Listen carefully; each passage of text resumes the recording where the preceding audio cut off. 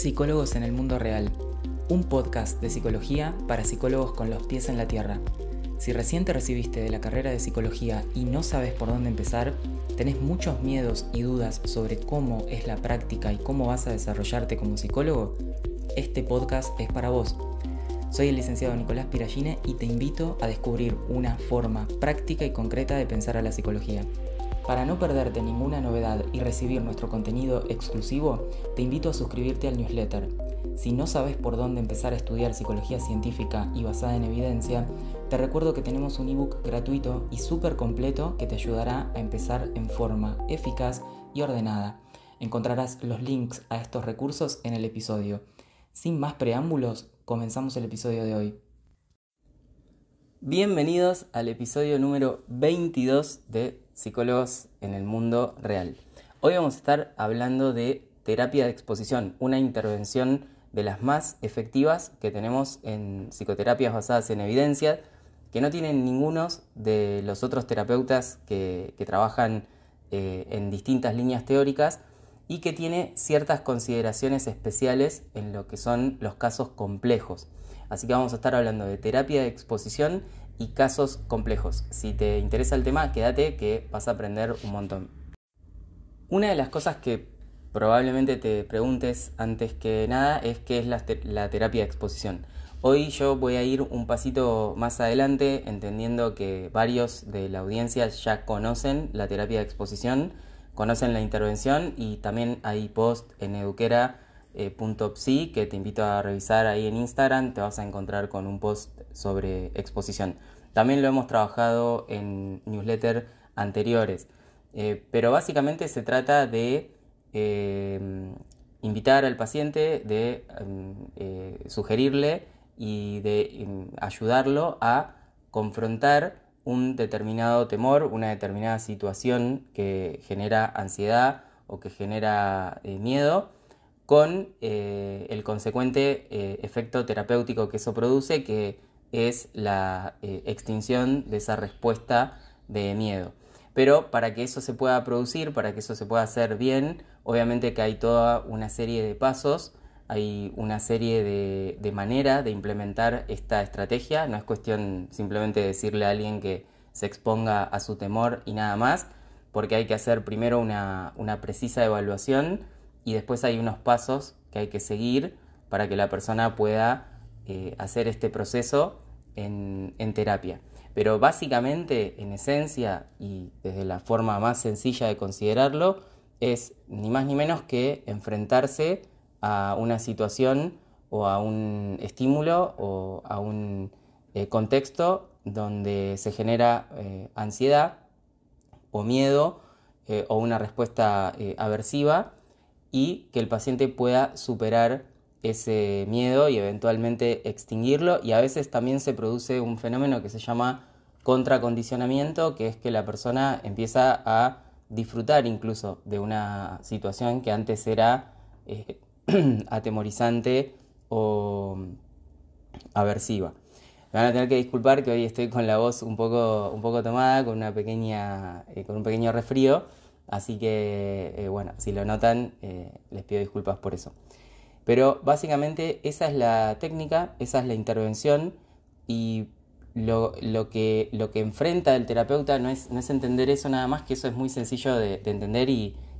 tal vez incluso personas que no han estudiado psicología lo saben, que eso funciona así, que cuando uno se expone a una situación que te da miedo, eventualmente la vas dominando y la vas superando, sino que el arte está en cómo ayudar al paciente a que entienda esto y cómo ayudar a diseñar el proceso de exposición de tal forma que sea exitoso y que se llegue a los resultados terapéuticos. Y hoy lo que vamos a estar hablando es qué pasa con los casos complejos, qué solemos pensar como terapeutas con los casos complejos, y también cuáles son los problemas que a veces encontramos en el diseño de una terapia de exposición que hace que pensemos que esto no funciona, que tal vez está mal, que no tenemos que seguir ese camino, cuando en realidad por ahí hay algunos problemas que no estamos advirtiendo y que si los consideráramos podríamos llegar a una terapia exitosa porque la intervención es súper efectiva. Así que vamos con eso. Antes de continuar, te quiero remitir al newsletter de hoy, donde ahí lo que te comparto es una lista de los principales problemas que suelen aparecer en el plan de tratamiento de la exposición. Entonces ahí vas a tener una lista que está bueno tenerlo como resumen, así que te invito a que vayas al newsletter a verlo, y acá voy a ir profundizando sobre esos puntos y voy a agregar otros puntos que no están considerados en el newsletter. Pero bueno, entre los distintos contenidos, como hacemos siempre en Eduquera, del newsletter, el podcast y lo que vamos compartiendo en Instagram, vamos teniendo la posibilidad de sumar piezas y agregar contenido, siendo que sería muy extenso hacerlo todo en un solo espacio. Así que te invito a que mires el newsletter y sigas escuchando el podcast para que te quede como el panorama general de todo lo que estamos viendo. Seguramente en Instagram seguiré trabajando el tema porque es un tema muy amplio, una intervención muy importante y lamentablemente muy desconocida o muy poco utilizada. Pero bueno, ¿qué es lo que nos pasa a los psicólogos con la exposición? Bueno, muchos psicólogos no la conocen directamente como herramienta, como intervención, no saben lo poderosa que puede ser. Y otra cosa que pasa cuando ya conocen de qué se trata la exposición y dicen, bueno, esto con una fobia simple, una fobia a las jeringas o a las cucarachas es posible de utilizar, ya entendí que esto puede ser útil y puede ser proterapéutico, puede ser efectivo, pero cuando me encuentro con un caso complejo, ahí me surgen ciertas dudas. Digo, no, acá no sería posible aplicar exposición. Es un caso muy complejo, me da un poco de miedo y pueden llegar a abandonar la posibilidad de aplicar esta técnica e incluso piensan o que no se puede o que no funcionará o que va a ser contraproducente, o sea que le va a hacer mal al paciente. Y en esas ocasiones surge esta idea de que algún enfoque de tratamiento alternativo podría ser más apropiado. Y mucho más cuando los primeros intentos de exposición no tienen éxito o salen mal, suele ser bastante tentador para la persona que está recién empezando decir, bueno, o el paciente es resistente a la exposición o no, no funciona para él y vamos a buscar otro paradigma alternativo para explicar el problema, vamos a buscar otra forma de tratarlo. Claro que es lógico pensar que en la terapia de exposición en casos complejos, donde siempre vamos a tener muchos problemas implicados, va a ser un desafío y va a requerir mucha comprensión del caso y mucha planificación. Pero lo que les quiero transmitir en el podcast de hoy, y un poco por eso se llama terapia de exposición en casos complejos, es que las investigaciones y los libros, las personas que estudiaron el tema y en profundidad siguen recomendando a esta intervención como la más adecuada y siguen considerando que puede utilizarse aún en casos complejos, con ciertas consideraciones, obviamente, pero sí puede utilizarse. Entonces, lo primero que los animo a plantearse es no dejar de plantear esta técnica como posible, incluso en casos complejos, y contrariamente lo que tenemos que hacer es evaluar mejor, comprender mejor el caso que tenemos frente y ver cómo diseñar mejor la estrategia de exposición y no descartarla porque el caso es complejo. Entonces ese es como el primer punto que quiero compartir y lo primero que quiero que se lleven. Ahora vamos a ver con algunos casos de libro y algunos ejemplos muy puntuales que tomo de ciertos libros, cuáles son los problemas que surgen al plantear la terapia de exposición en casos complejos y que hacen que los terapeutas, sobre todo cuando están arrancando, busquen otros paradigmas o enfoques alternativos a la hora de explicar y tratar el problema. Pero lo primero es, sepan que ante un caso complejo sigue siendo la intervención más adecuada y sigue pudiéndose utilizar. Lo que tengo que estar como tomarme un tiempo, estar tranquilo y tratar de evaluar mejor el caso. Antes de meternos en los problemas, les quiero contar que este es un tema que a mí me gusta mucho, una intervención muy importante, que incluso hay libros de 500 o 1000 hojas solamente sobre terapia de exposición. Entonces, después les voy a dejar acá una pregunta en el podcast, porque obviamente vamos a avanzar un montón, les va a quedar una idea muchísimo más clara de cuáles son los problemas que surgen con esta técnica, con esta intervención, pero estaría buenísimo poder profundizarlo en una clase, en una formación. Así que si están interesados, respondan ahí, les voy a dejar una pregunta para saber si les interesa, y puedo pensar una clase especial para que abordemos únicamente esta técnica y profundicemos mucho dentro de cómo es la aplicación, en detalles, en todos los problemas que pueden surgir y todas las cosas que hay que tener en cuenta. Pero bueno, vamos a los problemas principales. El principal problema que surge con esta técnica y compensar la exposición es, lo primero que tenemos que revisar, que la evaluación funcional esté correctamente hecha. Ustedes saben, si son psicólogos conductuales, que nosotros tenemos una forma de evaluar y de pensar los problemas, que es una evaluación que se llama evaluación funcional o un análisis funcional, y muchas veces los primeros problemas surgen en cómo está diseñado el plan de exposición, el plan de intervención de esta técnica, pero porque está mal la evaluación funcional del paciente. El más común, que ahí les agrego más de estos casos y de estos problemas que surgen en el newsletter, pero el más común es que los elementos que se eligen para exponer al paciente no coinciden con los temores del paciente. Por lo tanto, eso quiere decir que la evaluación funcional estaba mal hecha, porque yo pensé que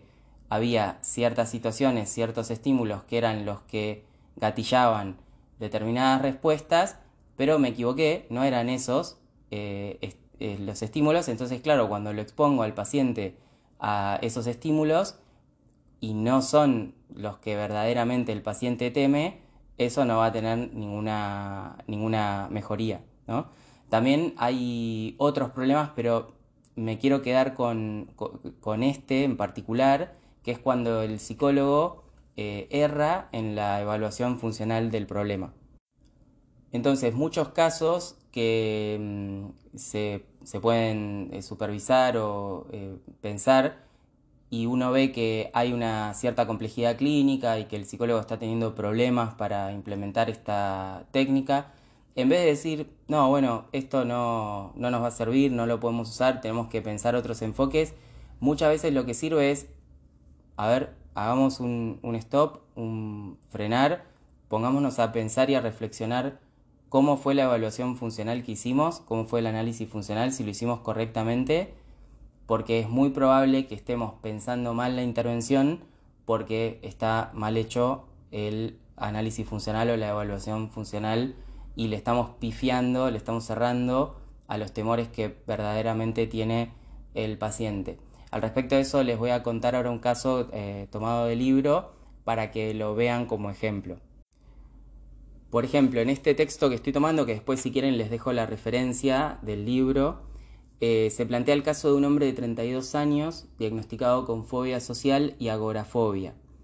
Bueno, si están perdidos ahí con la etiqueta diagnóstica, lo pueden googlear rápidamente y ver qué es cada cosa. Pero básicamente lo que le había pasado a esta persona, que estuvo los últimos 5 años de su vida en la casa de sus padres, sin poder trabajar ni ir a la escuela. Y cuando se intentó crear una lista de exposición,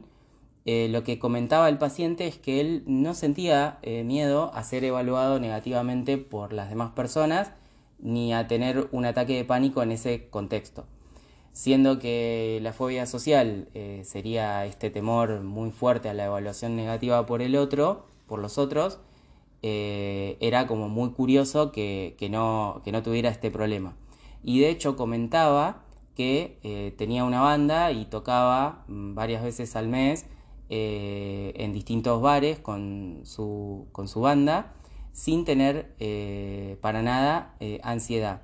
Entonces eso empezó a generar como ruido en los psicólogos, en el psicólogo que estaba analizando el caso. Una de las cosas que uno podría decir es, bueno, esto no funciona, debe tener algo más complejo, tenemos que abordarlo con otro enfoque. Pero sin embargo, cuando se revisó la evaluación funcional y se intentó precisar con más detalle cuál era el verdadero temor del paciente, y digo el verdadero temor porque no había quedado del todo entendido, y esto muchas veces no queda entendido porque se hacen pocas preguntas, que es otro error que solemos cometer como terapeutas cuando arrancamos, hacemos poquitas preguntas y nos quedamos con lo que primero nos dicen o como con un poco nos responden 2 o 3 cosas y ya nos quedamos con eso, pero hay que seguir preguntando.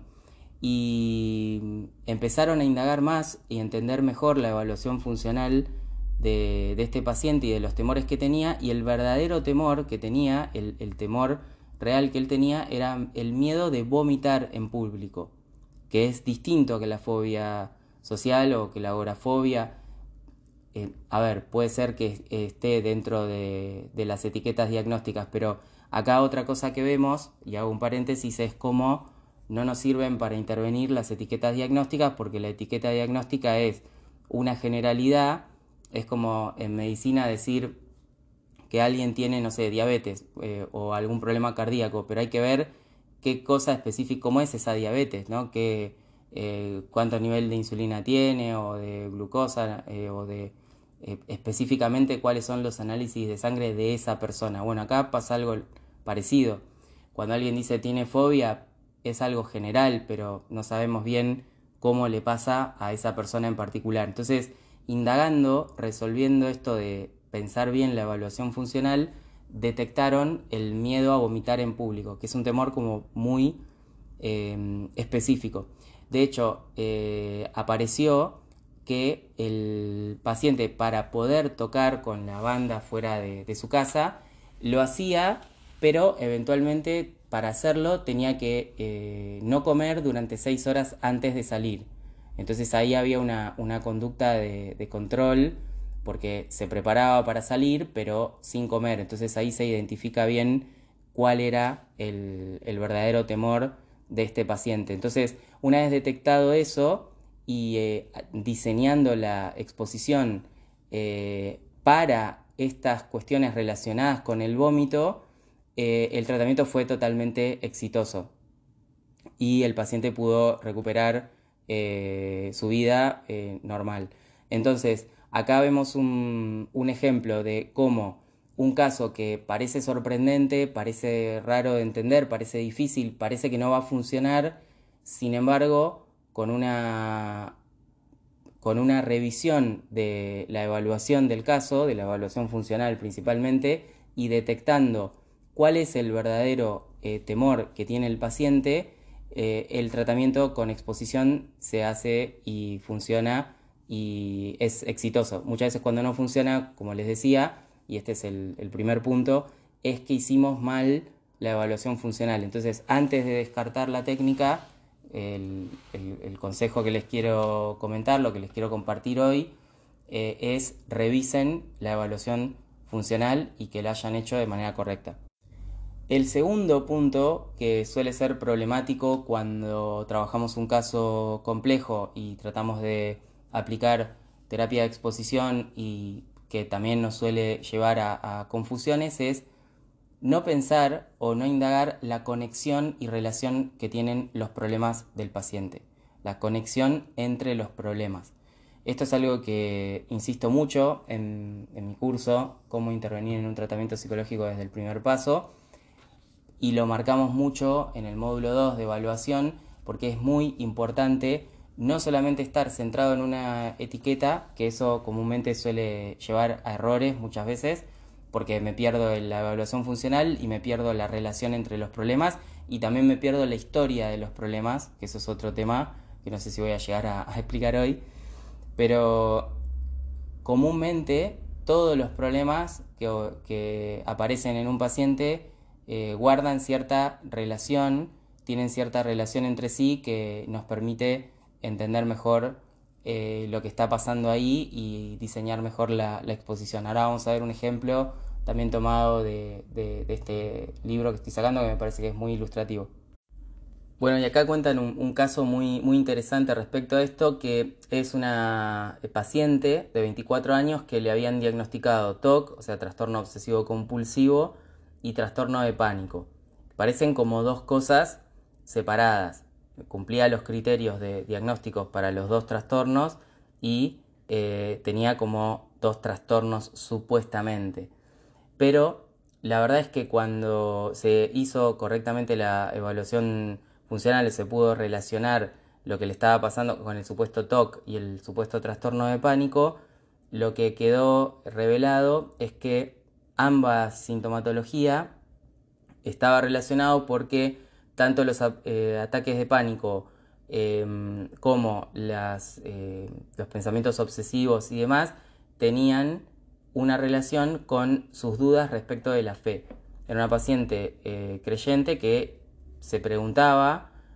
obsesivamente si tenía suficiente fe en Dios. Entonces esta era la duda que la carcomía, pero estaban muy relacionadas los dos problemas. Entonces eh,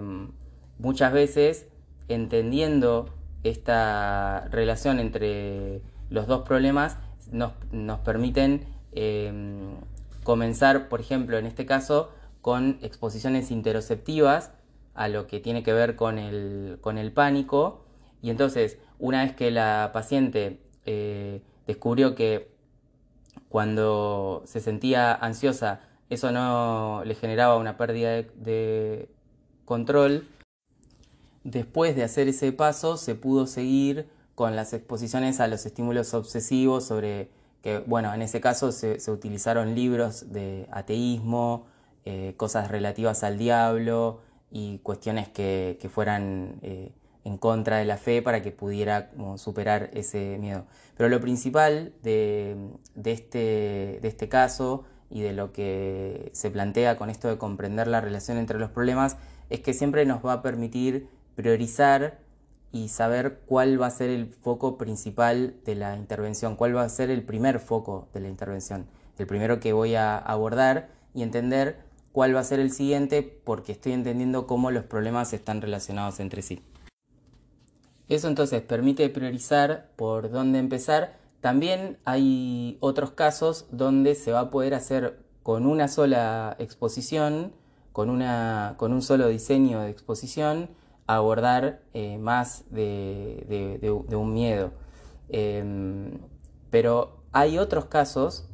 donde sí es verdad que puede haber situaciones muy independientes entre sí. O sea, un paciente puede estar teniendo esto de la fobia social o un trastorno de pánico y, no sé, una determinada adicción o otra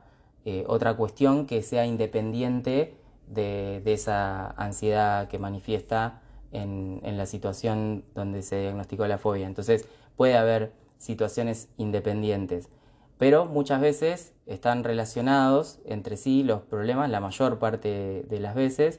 y eso es algo que nos puede ayudar mucho a diseñar la terapia de exposición. En el caso de que las condiciones que encontramos son independientes entre sí, se pueden hacer dos enfoques de tratamiento por separado. Bueno, y hablando de priorizar, vendría la tercera parte que está muy relacionada con la anterior, de comprender la conexión y relación entre los problemas, que se trata justamente de priorizar por dónde empezar en el tratamiento. Esto es muy importante porque tanto el terapeuta como el paciente se tienen que poner de acuerdo sobre cuáles van a ser las dificultades que van a abordar primero, y se tiene que tener en cuenta la gravedad de cada problema y el impacto que está teniendo en el funcionamiento del paciente. Obviamente se abordan primero los problemas que ponen en riesgo la seguridad del paciente o interfieren directamente con la terapia. Entonces, los intentos de suicidio, las conductas autodestructivas, los problemas de uso de sustancias severos se podrían incluir en esta categoría y son con los que habría que comenzar. Luego hay otros problemas que no son peligrosos, pero que están pudiendo interferir con la implementación del tratamiento de exposición. Entonces eso también tiene que ser pensado, porque puede ser que estemos pensando un diseño de exposición, pero que hay otros problemas antes a resolver, porque si no vamos a tratar de implementar esa terapia de exposición y nos vamos a encontrar con todos los obstáculos que se interponen frente a la consecución exitosa de esa exposición. Entonces hay cosas que no son que el paciente se quiere quitar la vida o intento de suicidio, pero también lo tenemos que tener en cuenta porque pueden interferir con la terapia de exposición. Al respecto, si un paciente tiene incapacidad para salir de la casa y yo estoy planteando una estrategia de exposición fuera de la casa para un determinado estímulo que puede estar o situación que puede estar temiendo, pero fuera de la casa, si yo no abordo primero esa incapacidad para salir, obviamente ese diseño de exposición fuera de la casa se va a ver obstaculizado porque el paciente no va a querer salir. Después también está la consideración de tener muy presente y muy cuidada la relación terapéutica. Entonces, lo que tiene que ver con que se cancelen frecuentemente las sesiones o si existe alguna desconfianza respecto del terapeuta, podrían, y de la terapia, podrían estancar el proceso digamos, de avance en la terapia. Entonces es muy importante que se establezca una buena relación de trabajo donde se pueda colaborar y donde exista esa confianza en que el tratamiento va a funcionar y estamos trabajando para eso, ¿no? No tiene que estar muy cuidada la relación terapéutica, que es algo que sabemos que es súper importante en todo tratamiento. Obviamente podemos arrancar por los casos más, por los problemas más apremiantes, los más complicados, pero también existe la posibilidad de comenzar por un objetivo más fácil y después seguir por otros que sean más difíciles de abordar, pero que no tengan la urgencia de esto de que pueda el paciente quitarse la vida o agredir a terceros, ¿no? Puede ser un problema grave, pero no del todo urgente, que nos permita también abordar primero un objetivo más fácil y luego abordar el más complejo. Eso también puede ser. Bueno, acá en este texto que estoy siguiendo, que me parece súper interesante, y después les voy a pasar el dato, se menciona el caso de una mujer de 48 años que tenía fobia o miedo a los ascensores y se decidió trabajar eso antes que otra fobia que tenía, que era a las abejas. Entonces le parecía que los ascensores eran como más fácil de lograr y le daba menos miedo, y arrancaron por ahí y se superó ese miedo a los ascensores, y ese éxito obviamente aumenta la confianza en el tratamiento, en la intervención, y luego cuando llegó el momento de abordar el otro miedo que más desafío generaba, que era de las abejas, fue más fácil de hacer porque ya se había logrado con éxito este anterior respecto de los ascensores. Es un ejemplo, pero es muy interesante para ver cómo podemos priorizar dentro del tratamiento. Entonces tenemos esa posibilidad de saber bien por dónde comenzar y por dónde dar el primer paso para intervenir con ese paciente, lo cual me parece que es súper importante porque es donde la mayoría de los tratamientos fallan o tienen problemas a la hora de, más que los tratamientos, los terapeutas, en cómo pensar esos tratamientos. Por último, respecto de esto, mencionar que no hay una regla estricta o concreta sobre qué problema abordar primero. Voy a tener que hacer una profunda evaluación del caso, una evaluación funcional también de los problemas y acordar con el paciente ciertos pasos a seguir y mantenerlo también hasta lograr ciertos avances. Es importante que el paciente también se comprometa a hacer ciertos pasos de los que vamos proponiendo y que los objetivos iniciales se vayan logrando, y esas primeras mejorías son las que generan confianza en el proceso terapéutico y bueno, es lo más importante a lograr, ¿no? Por último, quiero agregar otro tema que es muy importante tener presente cuando hacemos terapia de exposición con casos complejos, que es la colaboración con otros profesionales. En general, los pacientes que tienen un perfil de síntomas muy complejos pueden requerir tratamientos por parte de múltiples profesionales, no solamente un psicólogo. Entonces, eso se puede hacer de manera simultánea y el paciente puede estar recibiendo una determinada medicación o terapia de pareja o terapia con un terapeuta en forma independiente, estar haciendo tratamiento de exposición y hacer otras cosas al mismo tiempo con otros profesionales. Eso es muy importante, que además todos esos profesionales que están colaborando en ayudar a ese paciente a superar los desafíos y los problemas que está teniendo, puedan también comunicarse entre sí para entender claramente cuáles van a ser los roles que van a tener y cuáles van a ser las cosas que cada uno de ellos van a aportar al tratamiento, porque si no puede ser que aparezcan como consejos contradictorios o que se superpongan abordajes respecto del mismo problema por parte de dos profesionales al mismo tiempo. No sé, estoy pensando, por ejemplo, que una nutricionista esté abordando cierta conducta alimentaria o problema de alimentación al mismo tiempo que lo hace una psicóloga, al mismo tiempo que hay otro profesional médico colaborando y dando consejos o tratando de intervenir. Se puede generar una serie de mensajes contradictorios o todos estando interviniendo sobre el mismo problema a la vez. Entonces es muy importante la comunicación entre los profesionales. Pero bueno, básicamente esos son los 4 puntos a considerar. Ahí lo complemento en el newsletter del día de hoy, así que vayan a mirarlo ahí en el correo. Y los puntos los resumo como los siguientes. Terapia de exposición en casos complejos es posible, se recomienda y sí hay que seguir considerándolo como intervención, no hay que descartarlo porque el caso me asuste, me parezca complejo o no lo comprendo. El primer punto es revisar la evaluación funcional, que esté correctamente realizada, porque si no el plan de tratamiento y de exposición va a estar mal porque está mal la evaluación. El segundo punto es pensar la conexión y relación entre los problemas, no quedarme solo con las etiquetas diagnósticas y con los problemas por separado, sino tratar de entender su conexión y su relación.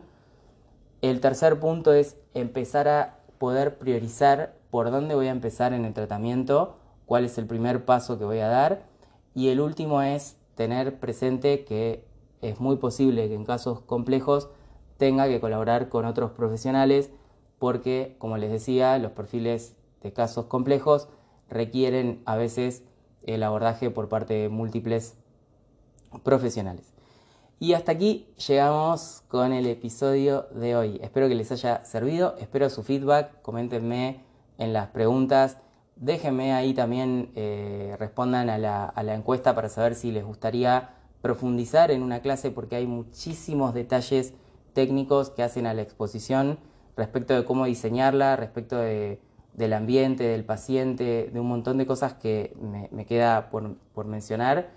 Si les gustaría profundizar en una clase, cuéntenme. Y